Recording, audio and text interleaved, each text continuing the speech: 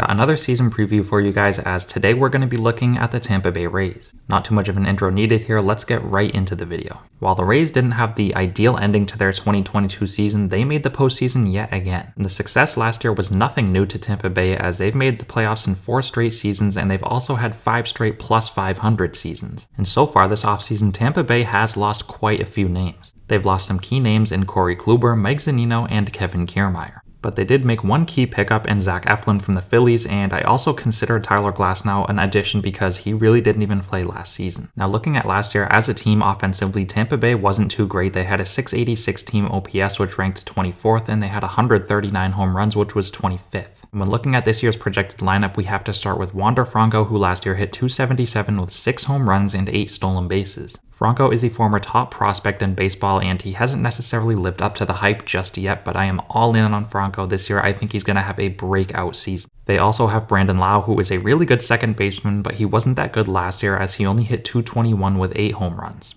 But with what Lowe did the previous year in 2021, it's safe to say he's going to be much better this season. They also have another very underrated but very good player in Yandy Diaz, who last year hit .296 with 9 home runs and an .824 OPS. Randy Arozarena is a really good outfielder in this lineup, who last year hit .263 with 20 home runs and 32 stolen bases. Manuel Margot looks to be another outfielder who's going to get some consistent at-bats this year. Last year he hit .274 with 4 home runs and 7 stolen bases. Harold Ramirez got some good playing time last year, and he was very productive as he hit .300 with 6 home runs and a .747 OPS. Jose Siri, who they picked up I believe mid-season from the Astros, last year hit .213 with 7 home runs and 14 stolen bases. Siri is not going to hit for the best average, but he will give you some power and speed, and I think that's exactly what Tampa Bay needs in this lineup. As for the catcher position, it looks like it's going to be Christian Bethancourt getting the starting reps, as last year he hit .252 with 11 home runs. They also have another sneaky good power threat in this lineup in Isaac Paredes, who last year only hit .205, but he did have 20 home runs. As for a few other names in this lineup who could see some at-bats, we have Francisco Mejia and Taylor Walls. Also want to mention some prospects in Tampa Bay system who could see some at-bats this year, and Curtis Mead, who's the second baseman, who's the number 33 prospect in baseball, and they also have Kyle Manzardo, a first baseman, who's the number 73 prospect. So as a whole, this Tampa Bay offense isn't the most talented in the league. In fact, it's not that good, but I don't think they necessarily need to be good with how good their pitching staff is. I also want to mention that I do think this offense will be improved from last season because their key players in Wander Franco and Brandon Lowe played pretty bad last year and weren't on the field the whole season, so I think they are going to be better, at least offensively. Now getting onto their pitching, this is their clear strength, as they had a 3.41 team ERA last year, which ranked 4th.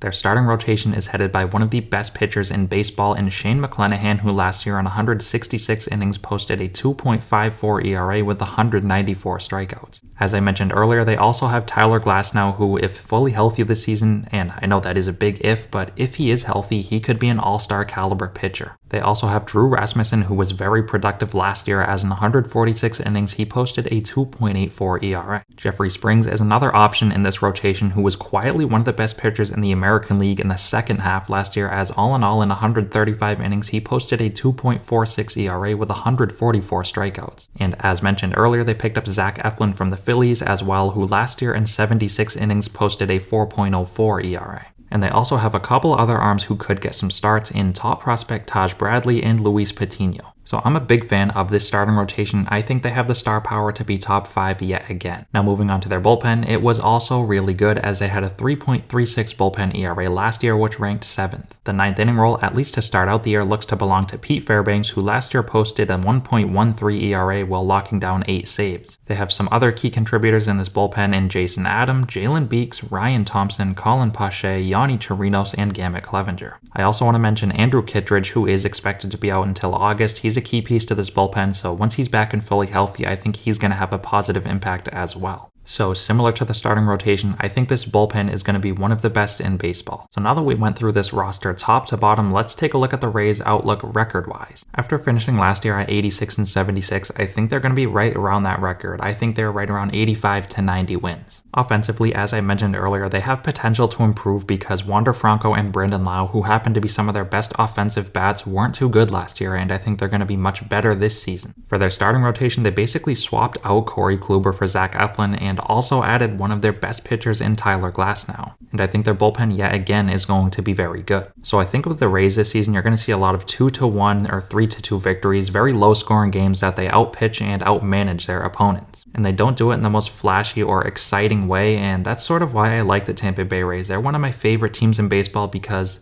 they play so different than the rest of the teams across the league, and they continue to see success doing it their own way. So as currently constructed, I think the Rays are, like I said, an 85-90 win team this season, and I would not be surprised at all to see them in the postseason for a 5th straight season. Let me know what you guys think of the Rays down below. Thank you so much for watching, and I'll see you next time.